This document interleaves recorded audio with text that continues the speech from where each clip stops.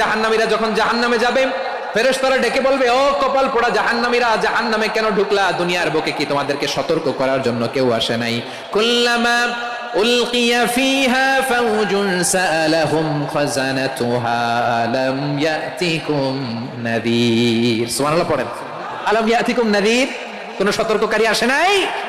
বিশ্বনবী নাযীর হয়ে, সতর্ককারী হয়ে পৃথিবীতে আসলেন।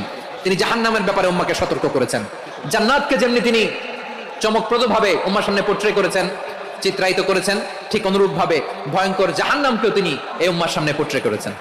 জাহান্নামকে কিভাবে বিশ্বনবী উম্মার সামনে পোট্রে করলেন, চিত্রায়িত করলেন, শুনতে মনে চায়?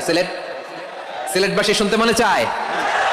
জান্নাতের কথা শুনে যেমনি জান্নাতে যাওয়ার ব্যাপারে আপনারা আগ্রহী হয়েছেন, জান্নাতের নাজ নেয়ামতের কথা শুনে, জান্নাতের ফিচার শুনে যেমনি জান্নাতে যাওয়ার ব্যাপারে আমরা উদ্বেলিত হয়েছি, উচ্ছ্বসিত হয়েছি, জাহান্নামের কথা শুনলে কিন্তু আমাদের কলিজা কেঁপে উঠবে।